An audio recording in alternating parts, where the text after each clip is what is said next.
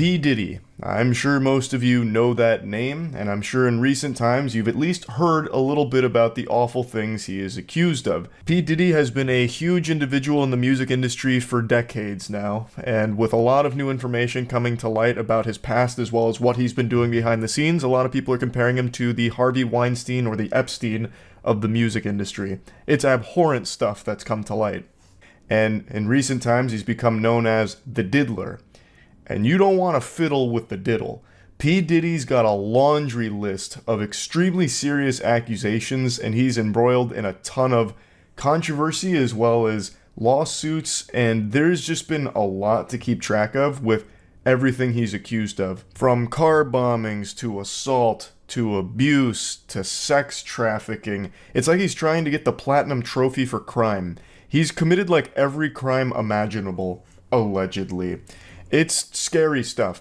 And like I said, there's been so much that I imagine a lot of you aren't even aware of all of it. But luckily, Jackson, Windigoon, and myself did all the heavy lifting and compiled all of the information about everything he's accused of into our Red Thread episode covering P. Diddy. I'll drop a link to the full episode in the description, but for this one, I'm just going to give you all of the most pertinent information concerning the P. Diddy case. We're going to start with Cassandra Ventura's case against P. Diddy. She was in a relationship with him for quite some time and suffered greatly as a result. It initially started with P. Diddy signing her to his record label, Bad Boy Records. He signed her for a 10-album record deal, which is a ton. 10 albums is more than probably most artists have ever put out. Unless you're someone that's just using AI-generated music, it's hard to just shit out 10 albums. That's a lot. Like, that's not small potatoes at all. You're fucking in there for like 30 years to make 10 albums, most likely. And it seems like from the very start, this was all just a ploy, a nefarious scheme from P. Diddy to get Cassandra to be with him. So immediately he started driving a divide between her and her boyfriend. He would leverage his power in the industry to just have control over her. And it's just a horrible, horrible situation. So on the 16th of November of 2023, P. Diddy's ex-girlfriend, Cassandra Ventura, filed a lawsuit detailing a years-long series of abuse perpetuated on her by Diddy.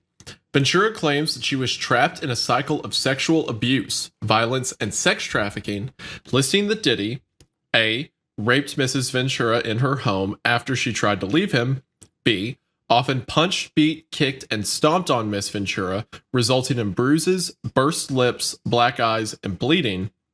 C, blew up a man's car after he learned that he was romantically interested in Mrs. Ventura.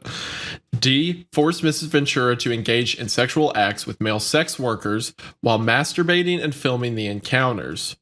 Ran out of his apartment with a firearm in pursuit of a rival industry executive whom he learned was nearby. All right, never mind. He could have absolutely killed Tupac if he's doing shit like that. He's assassinating rival industry executives. Yeah. Yep. So for what it's worth, I don't know if you clarified, but the car explosion was actually Kid Cudi being the victim. So Kid Cudi's car exploded in his driveway, and P. Diddy is the one that's blamed for it. Cassie was in a relationship with producer Ryan Leslie from 2004 to 2007. It appeared from the start, however, that Diddy was interested in a relationship with Cassie. He started to push her away from Ryan and forced a divide between them. Diddy was in a long-term relationship with Kim Porter, which ended in 2007 due to his alleged infidelity. Even while in his previous relationships, Diddy would apparently not allow Ryan, her boyfriend, around, flirting with Cassie and forcing her to do drugs while she was in private with him. Cassie was young and impressionable, and Diddy flaunted his wealth, showing his ability to look after her or control her. Diddy had the ability to skyrocket Cassie's career, but in return, he seemed to have wanted her obedience and loyalty.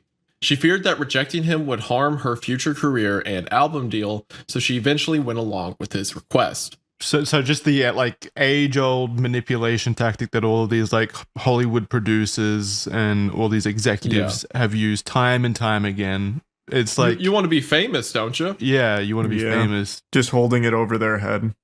Just some awful stuff. The stuff that started the Me Too movement, obviously. Harvey Weinstein. Stuff like that, obviously. Just massive amounts of pervasive corruption that's kind of systemic in all those entertainment industries.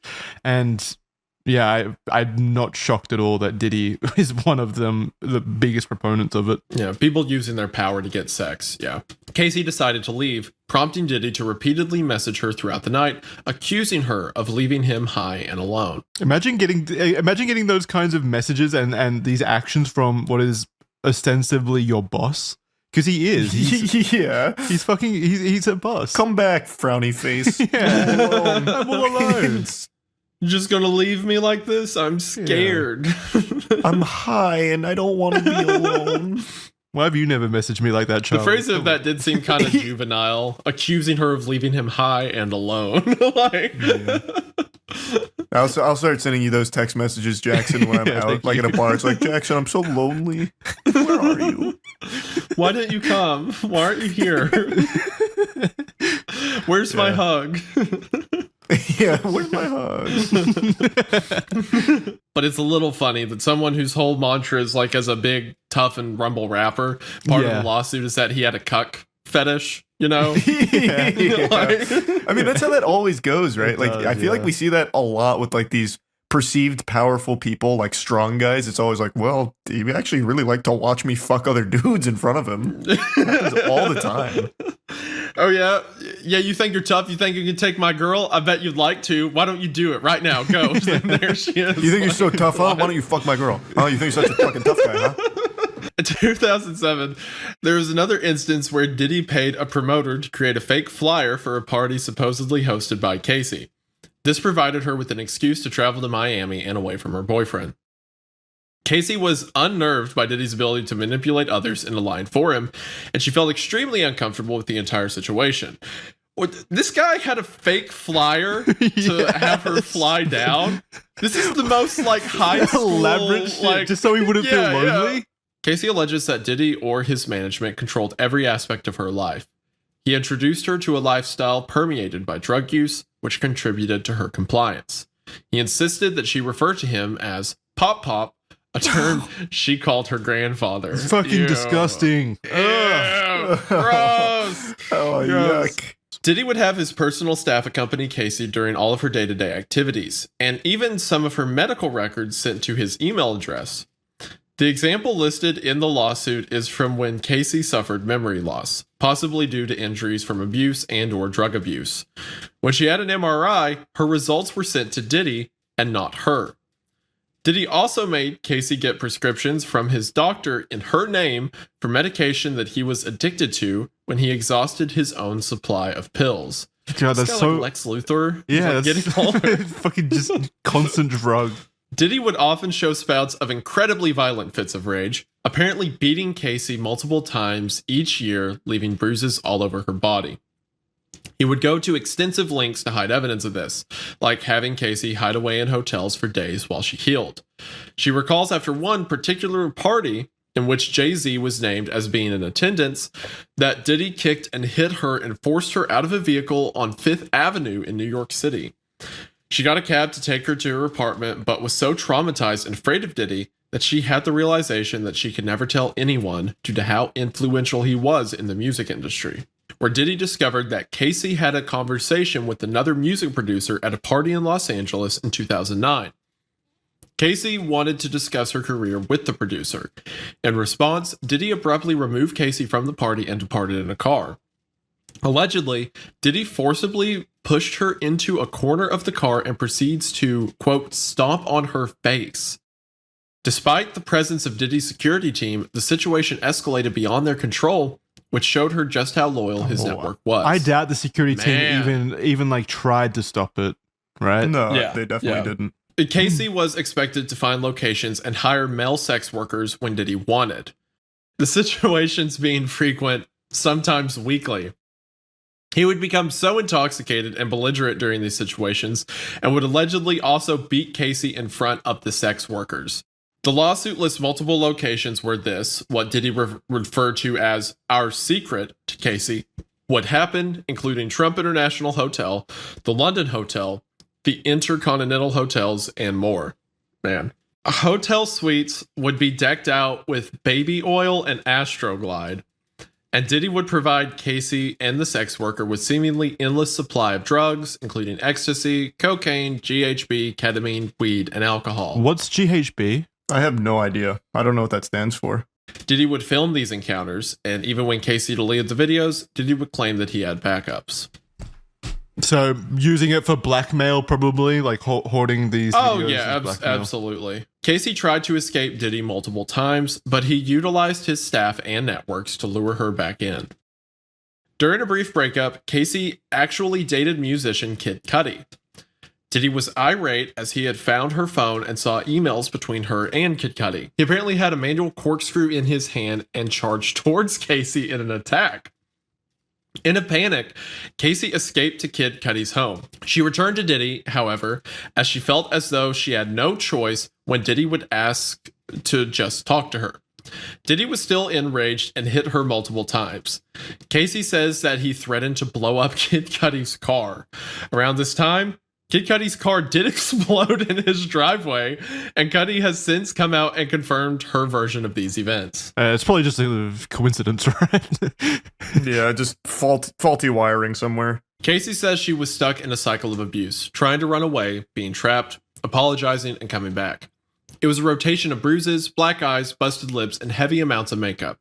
She believes that Diddy paid Intercontinental Century City $50,000 for hallway security footage that showed him beating and throwing glass at her. Man, if that's fucking true, if that is true and they have proof to back that up, that Intercontinental Century City is complicit in hiding evidence of domestic abuse, fuck whoever accepted that offer it had to at be a hotel. manager or something, right? Because it's not like 50,000 is a bribe to the whole organization or anything. Yeah, it'd be nothing. It'd go to an individual, so they need to find the individual. They arranged a dinner in 2018 where she thought they would be discussing their official separation. However, instead they returned to her apartment after the dinner and he forced his way in and onto her.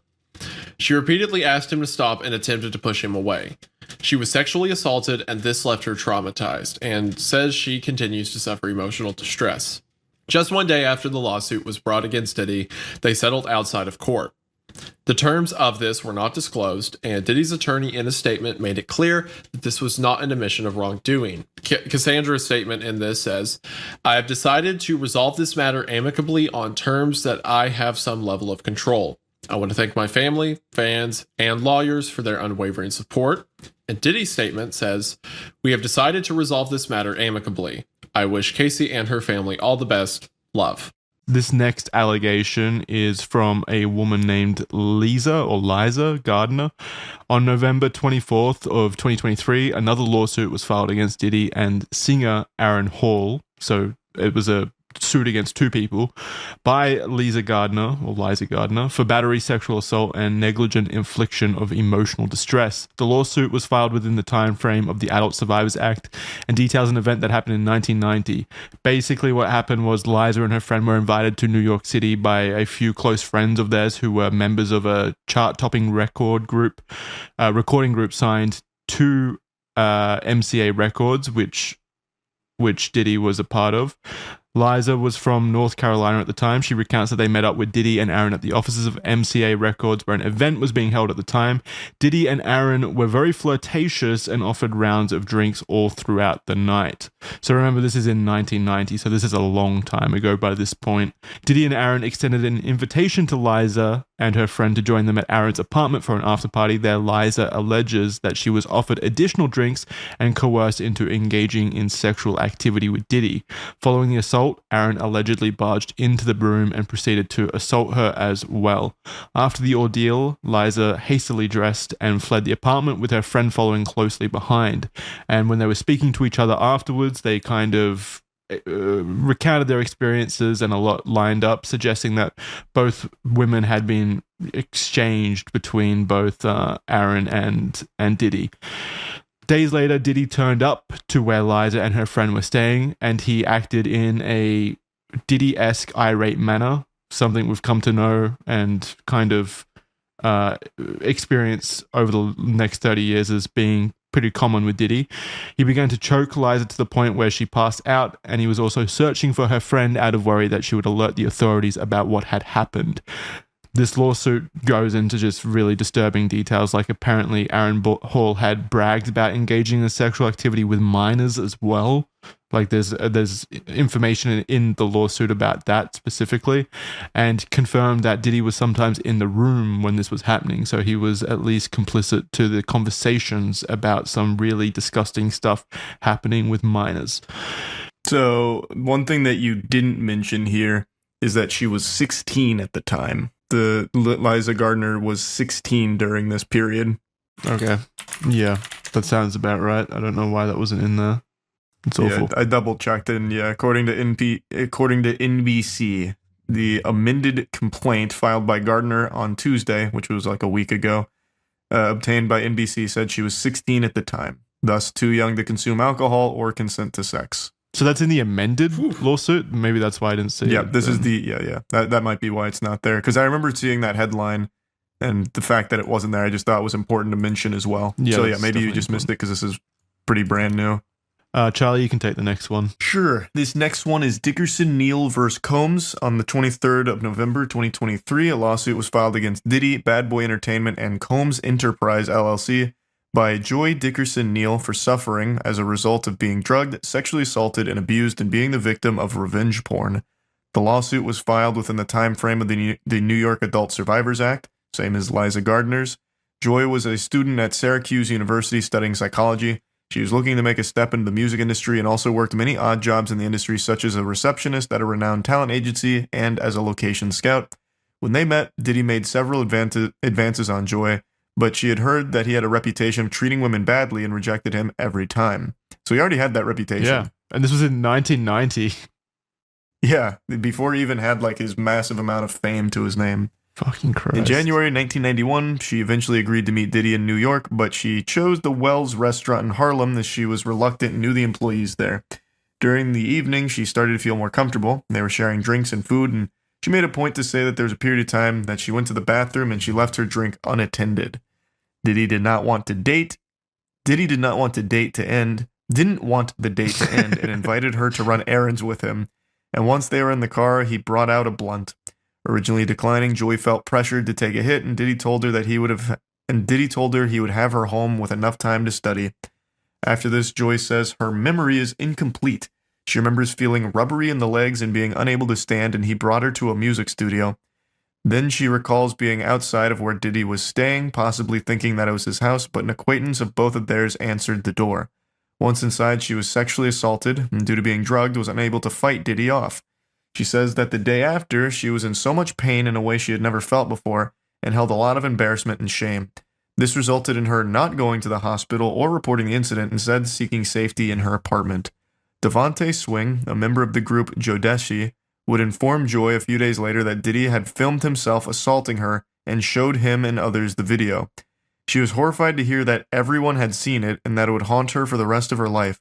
Joy recalls that Devontae wanted to speak up about it, but was scared that the band would lose their record deal as they were in the midst of recording their album Forever Lady. Holy shit. So they saw this video, still didn't do anything about it, and he is bragging about assaulting her and filming it. Well, not just bragging about it, they showed the video. Yeah. They was just willingly showing these to people in the industry. Again, it's just... And the dude's like, sorry, we've got this whole deal worked out, Yeah, so I saw you get sexually assaulted and shit. That video was brutal, but we're recording Forever Lady right now, so if you could just tough it up till that's done. Every single time these situations happen where someone gets away with decades of assault and abuse and rape and stuff like that, it's always because there were 100 people who were like, yeah, but I didn't want to make things weird. Yeah. Yeah, we just had so much going on that was in jeopardy if I was to report this. It's is it that urgent? Do I need to report it? We're doing great on iTunes. Record? I don't want to kill that momentum or anything. Yeah. What's that fucking saying that's always overused about how the only the one thing that lets bad people do bad things is evil prevails when good men do nothing. Yeah, something like that. Yeah, that's the Call of Duty quote that comes up when you get killed in COD 4. I'm pretty sure it's a Churchill quote originally, but yeah, it gets used everywhere. It's true though. Like so many situations here could have been prevented if the people witnessing these events had put aside their ambitions, their goals, their fear of them being like targeted by Diddy, and instead done the correct thing and alerted the authorities about just the troubling stuff. This is 1991. You could have stopped Diddy before he ever even spiraled even more out of control. He wasn't this even could have that. ended. He was successful, of course. I'm not gonna claim that he wasn't and that he didn't hold some level of power, but he wasn't Diddy, the multi-billionaire, well, the billionaire media mogul, like empire creator that he is now. Like it would have been way more possible back then. I also just don't understand because like I feel like you gain so much more by being the one to blow the lid off it, right? Like this band or this group, I'm not even familiar with, and they were so excited for this album that I don't know. But I probably would know them if this was the group that led to him going to jail for these kind of things and stopping him. Like they would have had so much more success. I don't think back then, but now, yeah. Like in current year where everyone's so connected and like the allegations and stuff like that gets a lot more screen time and people taking it seriously. But back then, all it would have taken was like P.Diddy saying like "no you" or something, and then like now they're shunned and no one believes them. Yeah, I guess that's true. Maybe back then it would have been different. Joy had tried to file reports against Diddy and had even allegedly spoken to several prosecutors with the intention of pressing charges. But members of the law enforcement told her that she needed witnesses or people who had experienced similar assaults. People around her were terrified to speak up against Diddy, as he was powerful and could ruin future opportunities. He was also known to be violent, and they seemingly did not want to be at the other end of his anger. God damn it. This is Lil Rod. On 26th of February 2024, a lawsuit was filed against Diddy, his son Justin, multiple members of his staff, and Chalice Recording Studio, Love Records, Motown Records, Universal Music Group, Combs Global Enterprises, and more by Rodney Jones. Rodney Jones, or Lil Rod, was a former producer and videographer for Diddy. He worked on 9 songs on Diddy's album Love from September 2022. I put all that together. He worked on 9 songs on Diddy's album Love from September 2022 to November 2022. I thought that was the name of the album, Love from September 2022. I was like, what the fuck is that name? The album name is Love from September 2022 to November 2023. A very specific period of time of love for Diddy. Great year of loving, I suppose. But yeah, so he worked on that album, 9 songs for Love, and he lived with Diddy for months at a time. Lil Rod is said to have many witness statements, video, audio records, and images which corroborate his complaint. Apparently, Diddy required Lil Rod to film him all the time. And on which is a great idea. Which is a great idea if you're committing crimes constantly. Like, fucking Christ. Hi, I'm Diddy. Welcome to Jackass. Make sure you film this. What a fucking idiot. Of course, it's not idiocracy though, it's confidence. That's what's annoying about this to me is he's not an idiot. Well, he is, but he's not an idiot in this way. He's just extremely confident that he's not going to be caught and no one will care. That's what's so annoying. It's his ego. Yeah. So on several occasions took his phone and recorded himself. So he started vlogging his own shit too. Yeah, great. This has resulted in hundreds of hours of footage and audio recordings of Diddy, his staff, and guests engaging in illegal activity. Lil Rod claims to have irrefutable evidence of the acquisition, use, distribution of ecstasy, cocaine, GHB, ketamine, marijuana, and mushrooms, the displaying and distribution of unregistered illegal firearms, case 124CV 01457, document 1 filed on 2/26/2024. Page 7 of 738. You didn't need to read it specifically. You could have just said his no, just in case anyone wants to check out the case number and they're only listening via audio, so they can go ahead and quickly remember that case number. Mr. Combs providing laced alcoholic beverages to minors and sex workers at his home in California, New York, the U.S. Virgin Islands, and Florida. Man, they got him in 4 different places, handing out beer to kids. Keep in mind, he wanted all of this documented. Him lacing alcoholic beverages and giving them to minors and sex workers at his homes. Do you think he was doing it to like jerk off to it, like he was proud of what was happening, or was he actually like gonna use it in promotional footage or something? You think he was jerking off to videos of him hanging out with his friends and stuff? Yeah, like I don't know why he'd even want any of it recorded. Like, there's nothing that you could use that for. Like, oh, I want to. Hey, Lil Rod, can you pull up that party from like 2 weeks ago? I want to see me give this kid some beer again. Well, like, hey, what, like I don't yeah. understand. No, maybe it's when he's feeling lonely. He looks back at it and sees all the fun times he had with his friends. He probably wanted to do like some video with it, or like Yeah, be like a like, rap no, this video. is my life. This is what it's like. This is the lifestyle, you know, like. I don't know. I think another equally possible thing is this guy's got actual amnesia, like he has memory loss problems from all the frequent drug abuse, and he needs this footage to remember his life. It's like 50 First Dates, the end of 50 First Dates. He wakes up to this playing on the TV to remember his whole life. He's like, oh shit, that's right, I'm a criminal. I beat women, of course. Mr. Combs' chief of staff, Christina Coram, KK, instructed her staff to retrieve drugs so she can provide it to Mr. Combs for his consumption. Christian Combs drugging and sexually assaulting a woman. Mr. Combs detailing how he planned to leverage his relationship with Bishop TJ Jakes to soften the impact on his public image of Cassie Ventura's lawsuit. Young Miami's cousin and or assistant sexually assaulting Mr. Jones. Actor Cuba Gooding Jr. sexually harassing and assaulting Mr. Jones. You didn't know about Wait, that? Whoa. No. Okay, this what? is going to get interesting, yeah. That's a name I haven't heard in so I know. long. And, well, it's not a great situation for it to pop back up in. And it only gets Holy worse. shit.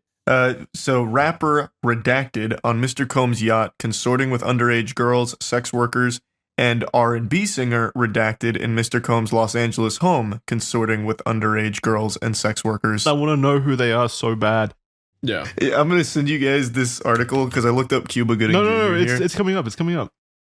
Well, this is 9 hours ago. There's no way it's here. Oh. It's just this headline and this picture associated with it is fucking extraordinary. So it says, Cuba Gooding Jr. surfaces in Miami amid Diddy's drama, and it's him on the back of a golf cart looking like really shocked at what he's reading. Like he's reading it in real time. He's on his phone. Yeah. Oh my god. I'm going to throw Is he this up wearing on screen overalls? as well. He's got like a vacation shirt. He's Yes. got like a vacation shirt on. He's going to a yacht. He's like, shit, I did what? Like he's just He's finding like, out. damn, I don't I don't who did I remember that. sexually assault? He's in the next picture. He's shaking his fist. Damn you, little Rod. However, this turned from promises to threats. Allegedly, Diddy even threatened to harm Lil Rod physically, saying he would eat his face off. Diddy even said he would kill his own mother, Janice, to achieve his goals. Jesus Christ. Is that, wait, Unprompted. Just go. Yeah, I can imagine how that conversation went. Listen, I will kill my mother right now. Like, I will do In an it. instant. you think Janice is reading these fucking allegations and be like, what the fuck? My son said what? That's fucked up. My son's gonna kill me. Why? Also, eat his face off. Was he on fucking bath salts at the time? Like, what a Probably, yeah. weird threat. According to the lawsuit, Diddy was relentless, intimidating, flaunting his firearms, and boasting about his ability to evade consequences for violent acts to sow fear in individuals like Lil Rod. In September of 2022, Diddy was holding a writers and producers camp at Chalice Recording Studio. Diddy, his son Justin, and a man named G were in a heated conversation that moved from studio into a restroom near where Lil Rod was shitting. Sitting. Is that because you read restroom? Yeah, I definitely thought that said shitting because they went to the restroom and I thought they barged in on him pooping. That's the most fucked up allegation of all. They didn't knock before they barged in. Where Lil Rod was sitting, which was about 2 feet away from the bathroom. He then heard multiple gunshots ring out. According to Lil Rod, a crowd gathered outside the restroom, and when the door opened, Diddy and his son walked out, and G was lying on the floor in the fetal position, bleeding from his leg/hip area. Lil Rod ran to G and began applying pressure on the wound and demanded that someone call for an ambulance. During this, Diddy and his son had disappeared to another section of the studio. Lil Rod was told by Diddy to inform the police that he was not involved in the shooting at all, and was instead instructed to lie that G was shot standing outside the building in a drive-by incident. What? G would certainly not play along with that, though, right? Wouldn't he Whoa. be like, no, I got shot by him? Maybe he was afraid of getting shot again by fucking That's true. Diddy. Who knows? That is super true. And there's pictures of the aftermath here. Lil Rod says that he still has the clothing that he wore that day, which he thinks may still have G's blood and DNA on it, and provided photos that show the assumed blood and mess inside a bathroom to prove that this wasn't a drive-by shooting.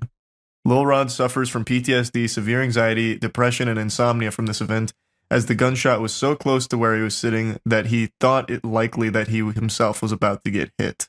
So there is photos of this blood in the bathroom and everything. Yeah. And definitely doesn't seem like a drive-by. Unless the drive-by was by the bathroom. Yeah, I don't think so.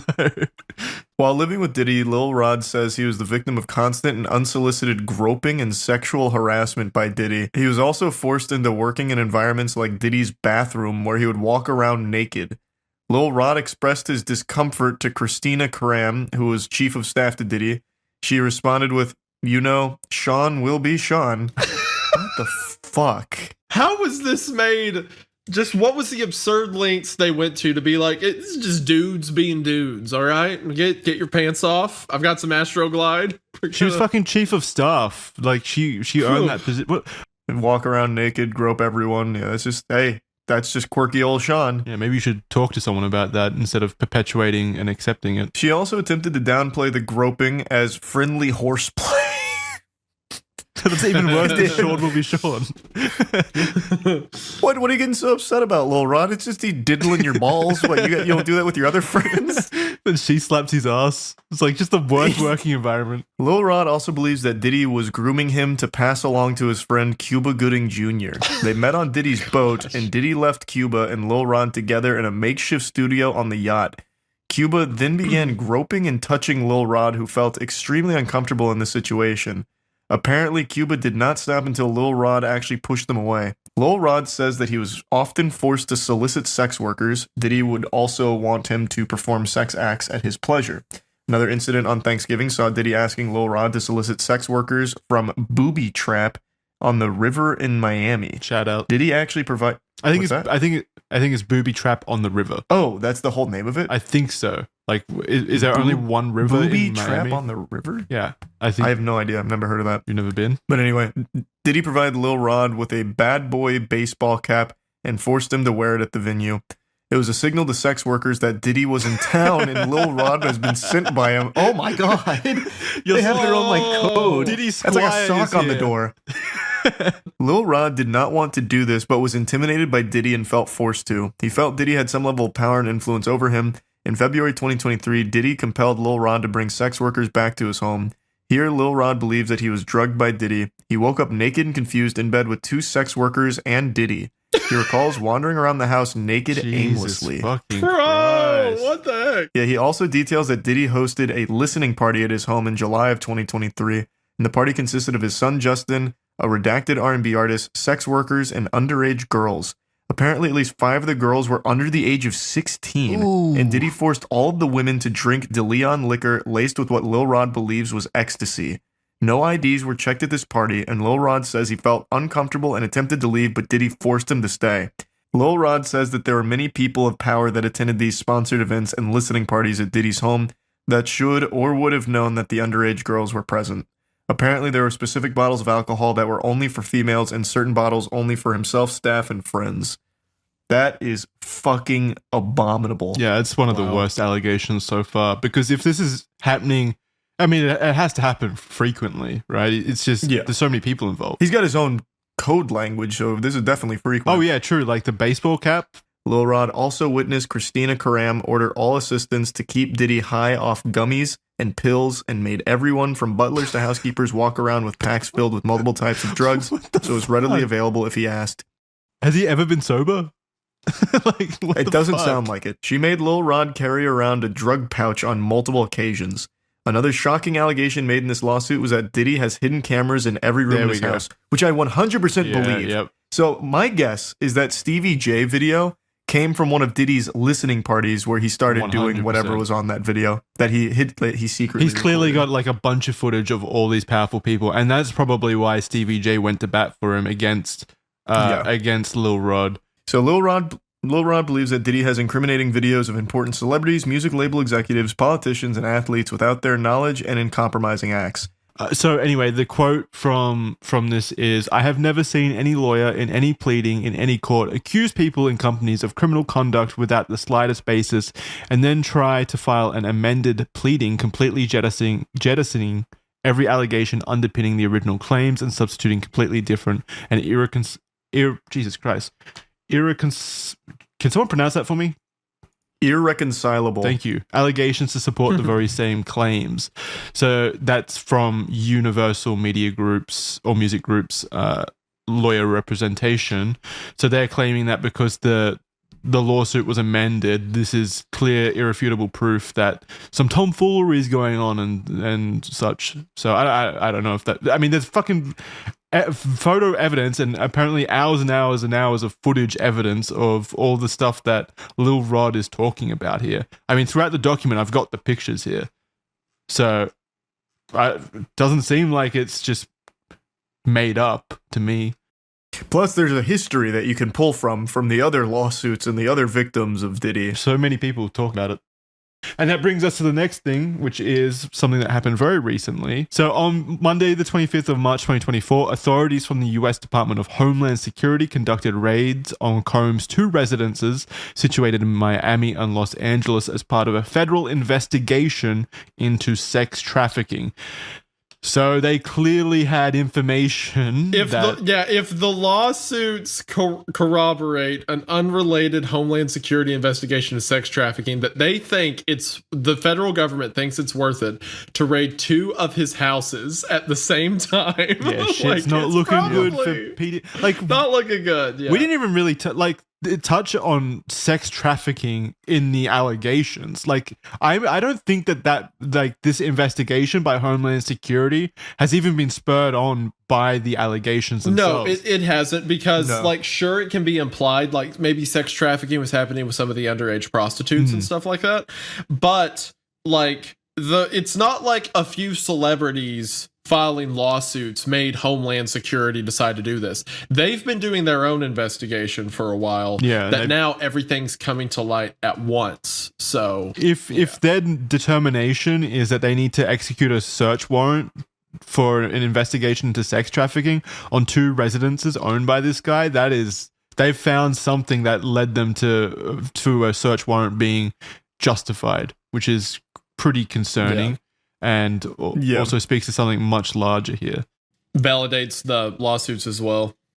Also, he was not at either of these residences because allegedly he had received some kind of tip that this was going to happen. So this is when like the fleeing allegations came out, where he had run away. So he had abandoned both of these properties. He was well aware this was on its way. So he took preemptive measures to get out and potentially hide damning things. Yeah, that's definitely a possibility. He definitely wasn't at the residences when this occurred, so it's likely that he was tipped off.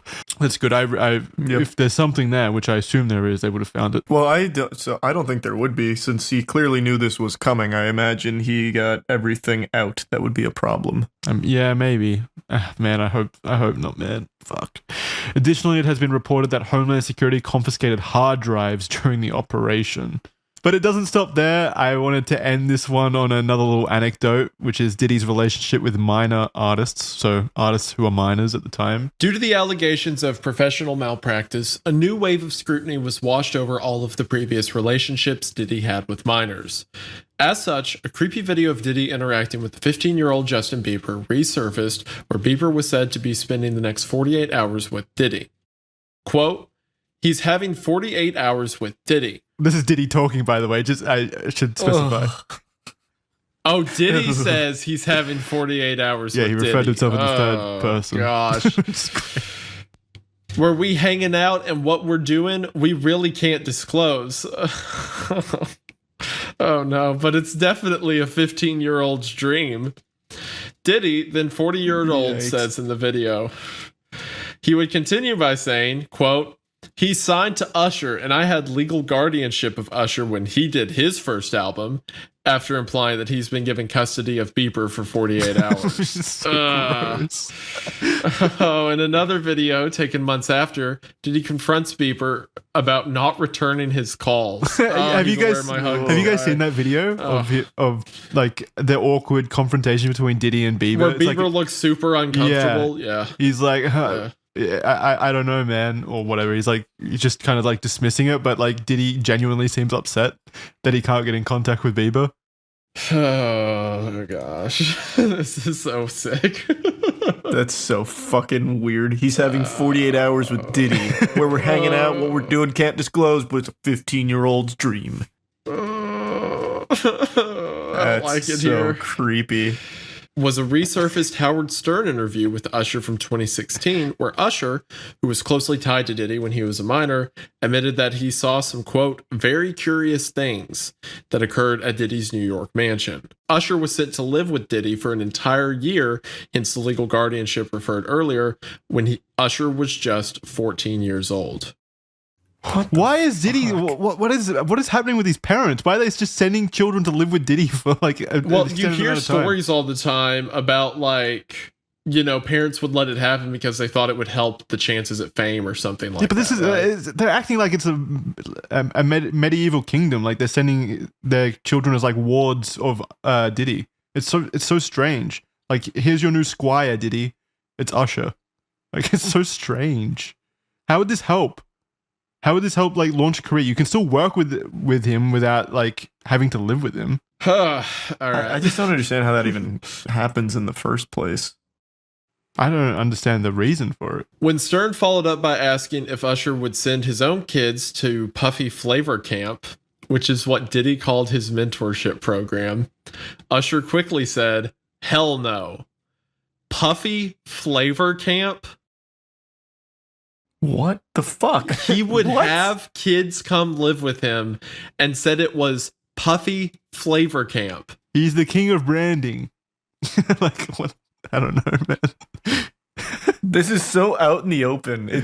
I feel like this is one of those cases where when the dust settles and he's in jail for, life within the next couple of years, people will look back at this moment and be like, how the fuck did people not know? How did no one see? Like, this was all That's the right troubling in their face. thing. People knew. Like, I mean, right there, though. Like, this is an example of a celebrity knowing something's wrong and not doing a single thing about it. Like, Usher's like, fuck no, I wouldn't send my kid to Puffy Flavor Camp. I know what happens at Puffy Flavor Camp. Yeah. Well, if you know it, you wouldn't send your It's kid just there. Do dudes something being about it. dudes. Be a good human Exactly, being. yeah. Jesus fucking Christ. Everyone just stays shut up constantly.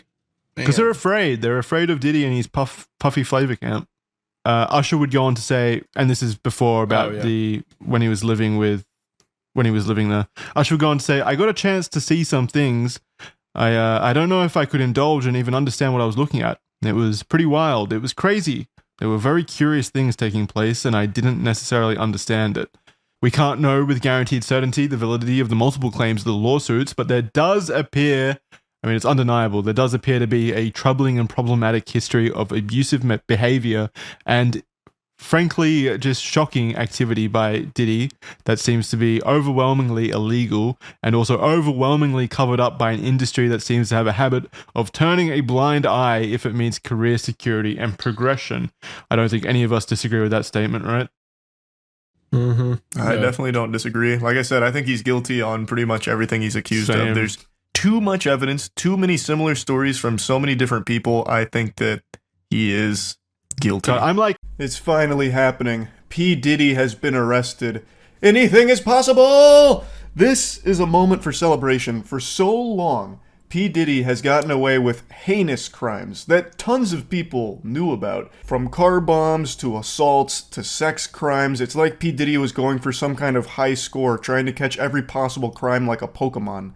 He has terrorized the music industry for decades and ruined so many lives. In recent times, the evidence against him to support all of the allegations that have existed for decades has been overwhelming and led to a large investigation against P. Diddy, and now it looks like we're reaching the climactic finale with him being arrested. When this story broke last night, the indictment was sealed, but this morning they said, open the gates. Let them see. To sum it up, he has been charged with sex trafficking by force, transportation to engage in prostitution, and racketeering conspiracy, alleging he ran an enterprise that engaged in sex trafficking, forced labor, or kidnapping, arson, and other crimes.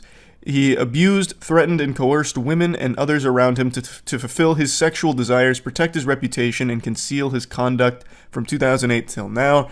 The allegations mirror 11 civil complaints filed against him since 2023. Really, that's only the tip of the iceberg when it comes to the P. Diddy lore. He is a horrible menace that has been around for decades. Also mentioned is that he had thousands of bottles of lube and baby oil that were seized from his home during those raids as part of his freak-off supplies. He also had tons of narcotics as well. So Diddy became infamous for his freak-off parties that would go on for days, where he'd force attendees to not only stay there and perform non-consensual sex acts in front of him, but he would just be pumping them full of drugs, and he would be watching while furiously masturbating like a coked-out goblin. So in relation to drug charges, he'd allegedly distribute cocaine, oxy, Xanax, GHB, MDMA, and ketamine. I'm going to be very brave here for a moment and say, that's not alleged, that is confirmed. The amount of drugs this guy had here, he was like Charlie in the Chocolate Factory, but drugs instead of candy. The amount of freaky shit they found in his house must have been like entering a separate dimension. Thousands of bottles of lube, like so much lube would make Bad Dragon's headquarters jealous. Thousands of bottles of baby oil, more than Johnson & Johnson's warehouse probably. I wouldn't be surprised if they found the goddamn Death Note among those freak-off supplies. His legal team seems very optimistic that things are going to go well for P. Diddy. They even released a statement saying, "We are disappointed with the decision to pursue what we believe is an unjust prosecution of Mr. Combs by the U.S. Attorney's Office." Hi, Mark. The fuck is wrong with you, man? Are you serious? Like, I understand it's your job. I get that, but holy cannoli, an unjust prosecution, huh? So what if there's overwhelming evidence to support the decades worth of allegations against Mr. Combs here? And so what if there's that video of him brutally beating Cassie in that hotel? He said he's sorry. Did we forget about that? He apologized. Let's all move on from it. Racketeering? You're gonna try and come after him for racketeering? Mr. Combs' brain is so rotted from years of drug abuse, he can't even spell racketeering, much less engage in it. This is a load of hooey. It's unjust. A miscarriage of justice, even. He goes on to glaze him a little bit, sucking on his cock, calling him a music icon, self-made entrepreneur, loving family man, proven philanthropist. He then has the gall to say he's imperfect but not a criminal, and then says he's been nothing but cooperative with this investigation, and he voluntarily relocated to New York last week in anticipation of these charges. Please reverse your judgment until you have all the facts. These are the acts of an innocent man with nothing to hide, and he looks forward to clearing his name in court. See, that's the thing, Mark. People have all the facts because there's so much evidence with the facts. There is video evidence to support the facts. What do you mean? Again, I know he's just doing his job, but that shit is so shameless and foul. I don't know how you sleep at night when you have to defend someone that is obviously guilty like P. Diddy. It's fucking wild to me. P. Diddy, 31 minutes ago. Sean Combs arrested in Manhattan after grand jury indictment. They done caught the diddler. They also had that video drop of him beating the shit out of her recently. And then he released the apology video about it. It's always, like, I understand it's their job to defend their clients, but it's always just so crazy. A statement from Mr. Combs' legal team said that they are disappointed with the decision to prosecute him and noted that he had been cooperative with the investigation and had voluntarily relocated to New York last week in anticipation of these charges. Ugh. We're so disappointed that they're actually trying to hold him accountable. Like, we're really upset about that, actually. Yeah, there's overwhelming evidence to all of these awful, awful crimes that he's committed, including that video of him beating the shit out of the Cassie. But like, why would you? Like, I thought this was a free country. Why would you try and like punish him for that? I'm assuming the apology video didn't work. We don't know yet. We don't know. Maybe they'll send the apology video out to the powers that be, and they'll be like, "Wow, he is reformed. This is a good man. We can't punish him for... He's changed. He has changed so much. Look at this apology video and how sincere it is. We're dropping the charges." I hit rock bottom, but I make no excuses. My behavior on that video is inexcusable. I take full responsibility for my actions in that video. Now, Combs It takes. I'm not gonna show any of that. It's brutal. It takes a big man like Puff Daddy to take full responsibility after saying he's gonna make no excuses and immediately starting the video with an excuse about hitting fucking rock bottom or whatever. Ah, man. A beacon of strength, really. It took a lot of courage for that apology video. I respect 50 Cent being a massive hater and selling the documentary Diddy Do It. 50 Cent has been, like, I would say an elite level hater of P. Diddy for quite a while. I don't remember how long ago this was, but there's a comment he left on an Instagram post of Diddy's that I think about from time to time and giggle on. It was P. Diddy riding a bike, and 50 Cent left a comment under it saying, "We all know there's no seat on that bike." That shit, like, I was grabbing my belly when I first read that one. I thought that was so good. Earlier this evening, federal agents arrested Sean Combs based on a sealed indictment filed by the SDNY. United States Attorney for the Southern District of New York, Damian Williams, said in a statement, "We expect to move to unseal the indictment in the morning and we'll have more to say at that time." Federal grand jury in Manhattan returned an indictment against Combs, which set in motion his arrest. The charges remain sealed. Oh, keeping him a mystery right now. A little loot box of charges here for him. What was the name of his camp for kids, where you like brainwash kids and shit? Was it Puff Daddy Pastry Parade or something? What the fuck was it? Puff Daddy Love Care? Puffy Flavor Camp. That's what it was. the singer and producer. Puffy Flavor Camp. That's right. Basically like abducted kids. That's exaggeratory. He didn't like abduct them himself, but that shit was foul. The 48 Hours with Justin. Oh yeah. The P. Diddy clip with Puffy Flavor Camp. He was like, I don't remember the whole. I'll pull up the clip, I guess, in a second. But there's a clip where there's an interview and he's like, no. Justin's got 48 hours with Puff. He's got a 48 Puffy hours. No interruptions. It'll be good for him or something. It's so weird. Fucking diddler. In plain sight. Right under everyone's nose for years. Finally, though, they're acting on all of the shit. Much like Epstein, it feels like everyone knew he was on some heinous shit, but no one came forward because he's so influential. Well, that was one of the big things. If I remember correctly, he had like a lot of dirt on everyone through throwing his Diddy parties. So I think that was a big piece of leverage for him in keeping people quiet for so long. But yeah, tons of people knew all about Diddy and the terrible shit. All of you probably know by now, they finally caught the dastardly diddler. P. Diddy has been arrested, and I imagine that scene looks straight out of Batman Arkham Asylum when they have like Joker strapped to that thing walking him through the insane asylum. This guy is a menace that terrorized the entire music industry for decades. I've gone over his lore a lot, so I'm not just going to regurgitate all of that. There's a lot of new things I want to talk about that's been happening as a result of him being arrested. The first thing that happened almost immediately is they put him under suicide watch. It was like a speed run to get him there. I don't know if that's standard protocol or if they found something that made them believe he might hurt himself, like he was smuggling razor blades in his butthole, or maybe they were worried that without baby oil he'd just take his own life because he doesn't know how to live without baby oil. I really couldn't tell you. Maybe this is just textbook procedure. That's what they're saying it is, calling it procedural suicide watch for high-profile clients. But I've only seen this once before in a case like this, and it was Epstein. And in his case, it was more like suicide don't watch, because it didn't really do much. Very suspicious, but we're not here to talk about that. Point is, though, this happened immediately upon him being taken into custody for the most part, like within a couple of days. And since his arrest, tons of clips and videos and information about who associated with P. Diddy has been coming out. And it's a lot of big celebrities. P. Diddy was a very well-connected person. There were huge names at his freak-off events. There's a lot of people that absolutely knew what P. Diddy was doing. And there's going to most likely be a lot of big celebrities that get implicated in some heinous shit in their connection with Diddy. One person right now that a lot of people are having their eyes on is Usher.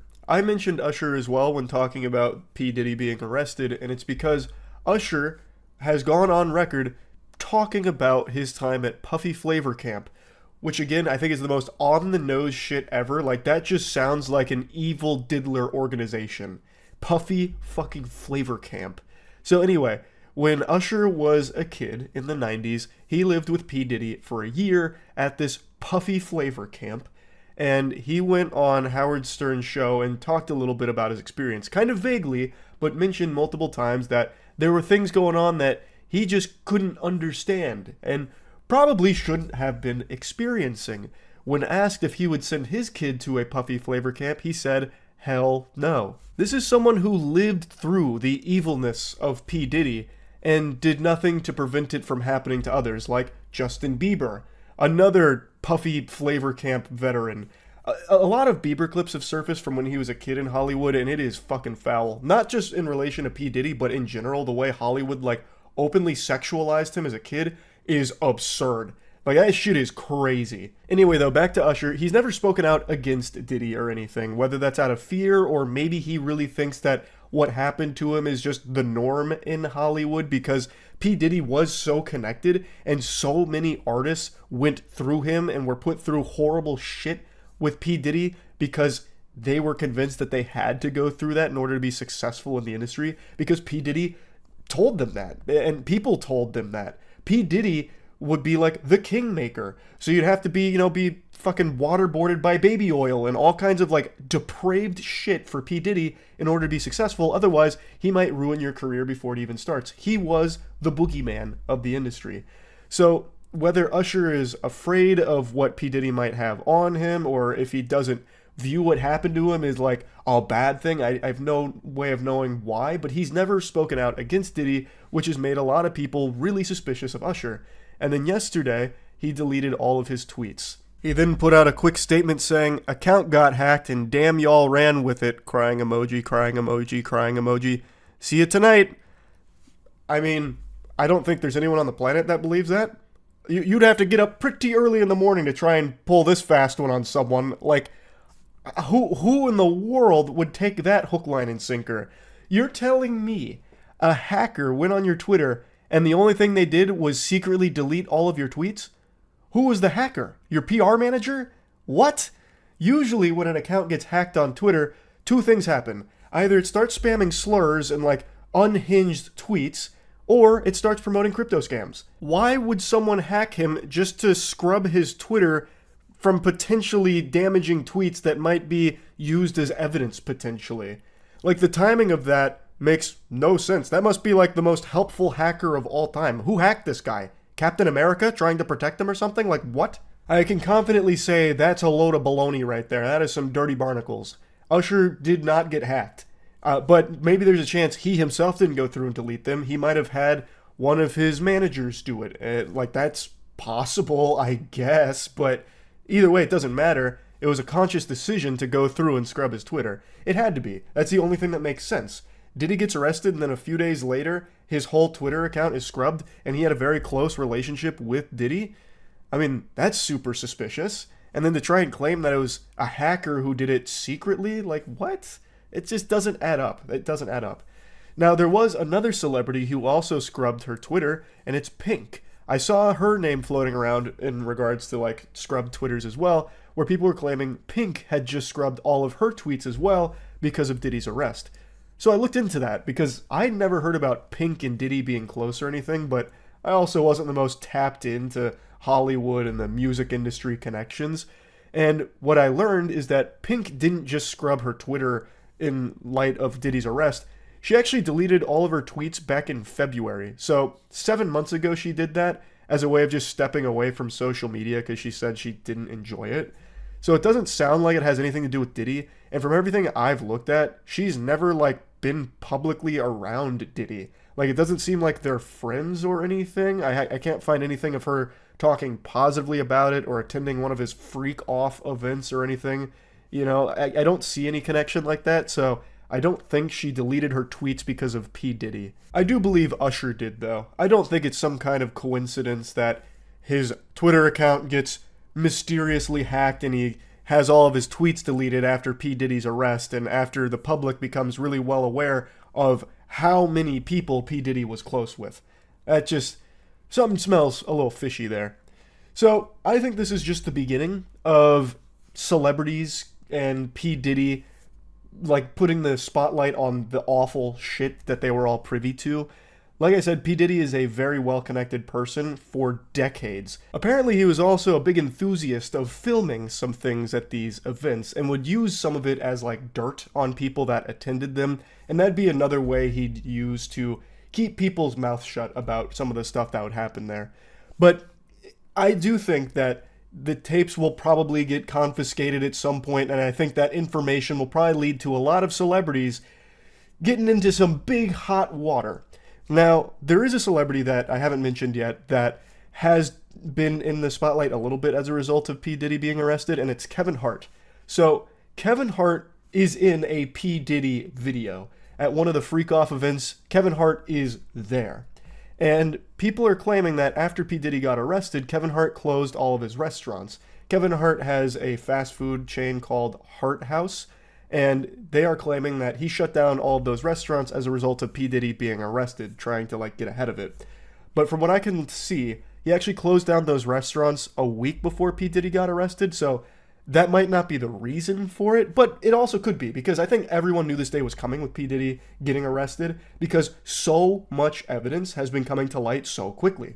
So there is still that chance, but I do think it's more likely Kevin Hart shut them down for other reasons outside of that, and that Kevin Hart is probably still guilty of some horrible shit at these P. Diddy events, but I don't know if that was the reason behind closing down the restaurants. Again, though, I do think there's going to be a lot of information that comes out about a lot of celebrities as a result of P. Diddy's arrest. So, just wanted to give a little update here, because there's a lot happening quickly when it comes to P. Diddy and this arrest, so that's about it. So yeah, that advertisement next to this article is crazy. Why do gynecologists recommend this 100% leak-proof underwear to my ma'am? Hey, to USA Today's credit, at least this isn't completely inundated with ads. There's only 4 here that I can see. Usually it's like 7 or 8.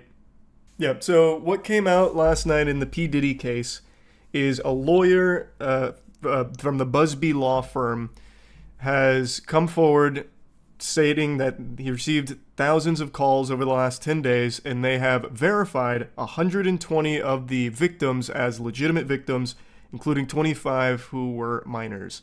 So they have now filed a pending civil lawsuits for it, and he gave a little conference going over kind of like the gist of it. Here, this is a good like summation. Sex trafficking lawyer Tony Busby made the revelation today. The claims we intend to bring will include the following: violent sexual assault or rape, sexual abuse, facilitated sex with a controlled substance, false imprisonment, compelling prostitution, sexual misconduct, dissemination of video recordings, false imprisonment. So he's going through like an entire like platinum trophy list worth of allegations and crimes that Diddy is accused of doing, with 120 new victims. So it's a lot, obviously. It's a huge fucking chunk, which I don't think anyone's surprised by given the scope of Diddy and the Diddy parties and all of that. But now these are being filed. They're separate from the indictment, so this is different than what Diddy is currently in jail for. And he, the lawyer, is claiming that some of the names, like accomplices, people that engaged with it, people that knew about it and did nothing, are names that will shock people. Why did Nicolas Cage's son accusing him of hitting come up? Why, that's not what? Investigators confirm and corroborate what we've been told are names that will shock you. These are individual cases. There are indeed other perpetrators involved. They will be revealed when that particular individual case is ready to be filed. They already know who they are. And I'm talking here about not just the cowardly but complicit bystanders. That is, those people that we know. What is this countdown? This behavior occur. Really? That's fascinating. I hate using the internet without an ad block on. Jesus Christ. Okay. Anyway, though, he goes on to say that it's more than just like the people that engaged and people that were like complicit and everything, and they have like evidence to back it up, this and that. And I can tell you, Kevin Hart is fucking sweating. He has been videoed at a Diddy party, and I bet right now he is panicking. That dude's gonna try and book like 1,000 rolls ASAP before it all comes crumbling down with Diddy here, I bet. But I was wondering, what names would really shock me? I just feel like everyone in Hollywood is just fundamentally evil, save for some rare exceptions. I don't think anyone that'll be named in this, if they're confirmed to be like a Diddy associate that like engaged with all of this degenerate, awful, illegal shit, I don't think there's any names there that would surprise me. Like maybe Bill Nye would surprise me. Or like Humphrey Bogart, because he's dead. Like that would be crazy if Humphrey Bogart is in the middle of all this. But aside from that, like I don't know who else would really surprise me.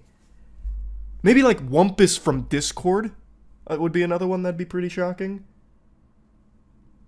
Keanu. Oh, Keanu Reeves would be a very shocking one. But I'm so confident he wouldn't be involved here that it's not even a thought that crosses my mind. Like he doesn't engage with any Hollywood zombies or anything, really. Brendan Fraser. That's another person, though, that also just doesn't really engage with a lot of people in Hollywood. He was even ostracized from Hollywood for a little while. So I just don't think he'd be involved in it either. But those would be shocking. You were right, yeah. Those were so shocking, my voice just cracked. Who would be your number one pick? Like, who do I think is for sure going to be involved in all of this? If they ever release the Diddy list? I think, obvious one, Kevin Hart. He's already been on video at a Diddy party. I think, for sure. Sexual abuse of minors. Busby says the victims include both men and women, and he says some of them were minors. Our youngest victim at the time of the occurrence was 9 years old. We have an individual who was 14 years old. Jesus We have Christ. one who was 15. 25 of the 120 individuals who are plaintiffs in these cases were minors at the time of the acts complained of. And he says there's evidence to prove it. You should know that more than 55% of the victims filed reported this conduct to either the authorities, that is the police, or to hospitals. Diddy is being held without. So, we're going to see how this unfolds here, but he also mentioned in the conference they received 3,000 calls, and of the 3,000 calls, they verified, like they did their due diligence, according to him, verified 120 of them as like legitimate victims, and claims that they have a lot of evidence to support it. So it seems like there's quite a lot of weight to that. Like it doesn't seem like just people trying to capitalize off Diddy for a payday. What it really seems like is now that this case has blown up, like the lid's been blown wide open, cat's out of the bag, everyone who has been a victim for so many decades is starting to come forward with their own accounts. Kind of like the March of the Treants against Isengard. So now they're all coming out, they're all talking about what happened, and apparently a lot of it's being verified. So, could be a pretty big deal. Do you think Bieber will talk? I think so. I think Justin Bieber is another, like, big victim in all of this. I think he'll probably come forward. I don't have a crystal ball or anything to predict it, but I just feel like Hollywood did Bieber so dirty. Like, openly sexualizing him as a child and all of that. Like, I feel like he's probably going to speak about it. Why are people saying DiCaprio? I don't know. Is DiCaprio a good friend of Diddy's? Or is he like a victim? I don't know about the DiCaprio connection to it all. I love this. Look at all these wonderful ads I get in my article. My article's somewhere in here, I'm sure. Just gotta find it. Reports suggest, including Diddy himself, required IV drips. Yeah, this is all what we've known about it for a while, but where is Leo? Here we go. The last occasion they were photographed together was in 2019 when Leo, 49, attended Diddy's 50th birthday celebration.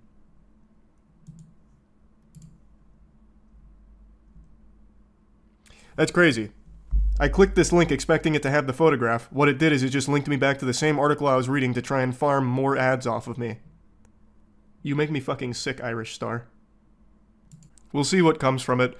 P. Diddy's lawyer hasn't spoke on it yet. He's still too busy fighting on the front lines about the baby oil stuff, so we'll have to wait to see what Mark says.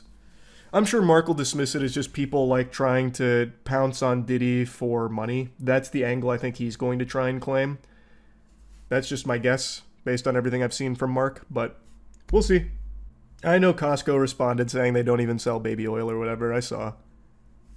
I don't think anyone's surprised. Mark was just fishing for any kind of logical reason. Like, he was doing his best. He is obligated to defend everything Diddy does and has ever done. Like, even with that video of him beating the shit out of Cassie, Mark defends it as like, well, you need to kind of understand the context. She threw her phone at him. So, I mean, you know, like, you know, like, it's not good. It's not good to beat women, but, I mean, we need to remember, she threw her phone. So, like, it's Mark's job. Of course he's going to defend it. God, that LeBron meme has been around for so long, and for the first time it's actually somewhat applicable with Diddy. How will it affect his legacy? If LeBron is somehow included in these claims, and it's, like, verified, it will actually fucking tarnish his legacy. Actually, maybe not. Maybe not. I say that, but then I remember that basketball still celebrates Karl Malone, and he impregnated a 13-year-old. The guy is a rapist, and then they still celebrate him. So maybe it wouldn't, actually. Chat, did Baba Vanga predict this? Oh, we need to check. Yeah, I didn't look at Baba Vanga's predictions to see if they lined up with this. She very well could have. I really do, again, I'll say it again. I really do think Diddy's not going to get Epsteined. I think we'll eventually know the depths of the depravity, and I think we'll know a lot of the celebrities and associates that were engaged. That's my prediction.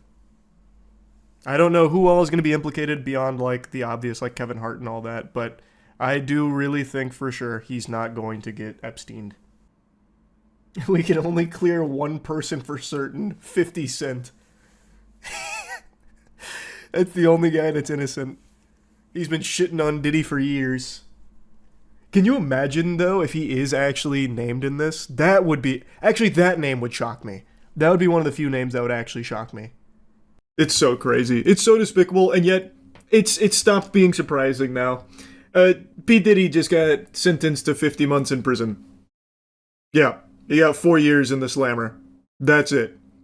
Basically, the Jeffrey Epstein of the music industry gets away with a slap on the wrist. I mean, they're probably going to be supplying him with baby oil in the cell at this point.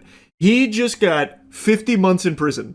That's it. And truthfully, I'm not even confident they're going to keep him incarcerated for the full 50 months. I don't even think he'll be in there that long. He'll be in and out of the slammer lickety split. I feel like it'll be like that scene in SpongeBob where SpongeBob and Patrick steal a balloon on free balloon day, so the cops like close the cell for a split second and tell him to, scram.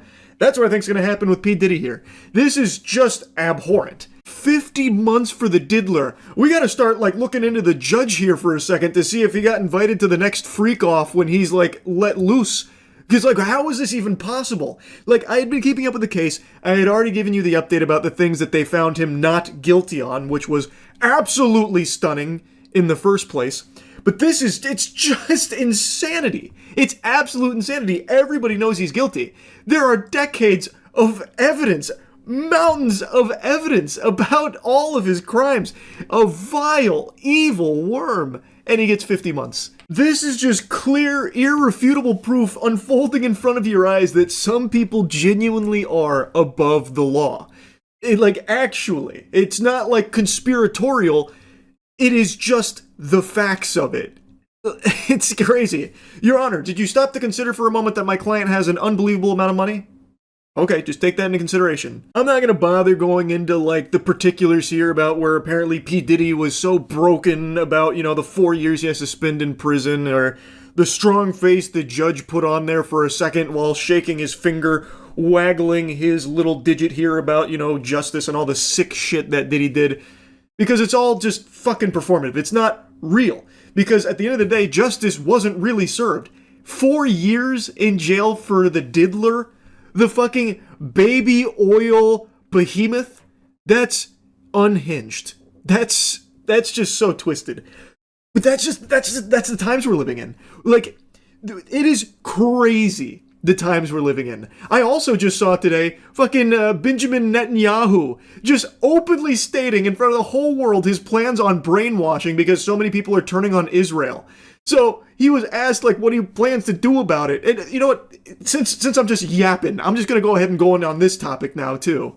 I guess I'm curious about what's another game plan if we lose evangelical support for the state of Israel? What's our backup plan to be strong, like outside the diaspora? Christian influencers, okay? He said, we talked about the woke right, and he said, I call it the woke Reich. That's a brilliant observation. The woke Reich, because these people, you know, they're not any different from the woke left. I mean, they're insane. They're loonies.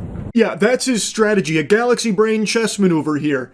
Call everyone that doesn't support Israel Nazis. Whoa, holy shit. This guy's, he's alting right now. Wow.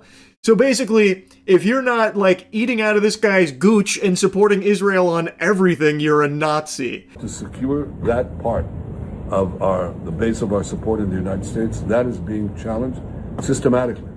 A lot of this is done with money. Money of NGOs, vast. Money of governments, vaster. Okay? We have to fight back. How do we fight back? Our influencers. Just in case you forgot, Israel literally pays influencers to suck their wiener and just be like these loyal little lapdogs to always just lap up whatever Netanyahu's gooch is sweating out. Like, it's unbelievable. And he's just being like super open about it. Like, he is just saying that in front of people's faces and nobody seems to care. And secondly, we're going to have to use the tools of battle. And the most important ones are the social media. And the most important purchase that is going on right now is TikTok. TikTok, number one. And I hope it goes through because it can be consequential. And the other one, what's the other one that's most important? X. That's very good. And, you know, so we have to talk to Elon. He's not an enemy. He's a friend. We should talk to him. Now, if we can get those two things, we get a lot, and I could go on other things, but that's not the point right now. Spoiler warning for those without thinking caps on. Censorship. He's talking about censorship. Damn to free speech, Benjamin Netanyahu's got other ideas. It's something he's talked about plenty in the past. He's not exactly shy with it. He's very loosey-goosey with the censorship topic, and he's talking about it again. He recognizes how everyone sharing videos and information about the atrocities and all the slaughter of the Palestinians at the hands of the IDF is making people turn on Israel. So now genocidal freak is going up to Elon Musk. Oh, Mr. Musk, can we do something about, like, all these pesky voices sharing all of this? It's censorship. Super weird, by the way, how a foreign nation seems to have so much pull over things happening in our homeland. Why can Netanyahu come out with his full ass on display, talking about like how algorithms on the platforms here need to cater to him, and also he should be talking to Elon about Twitter so they can do something together in regards to like the people not liking Israel anymore and what they're having access to. Why is that? Like, that shouldn't be allowed, right? Like, what the fuck? This guy gets to come in and, like, completely wash our fucking freedom of speech in order to fit his censorship agenda? Cool. How about no, goober? Like, come on. This should be an outrage to everybody, but it's not. It's just not. And that's just the signs of the times that we're in.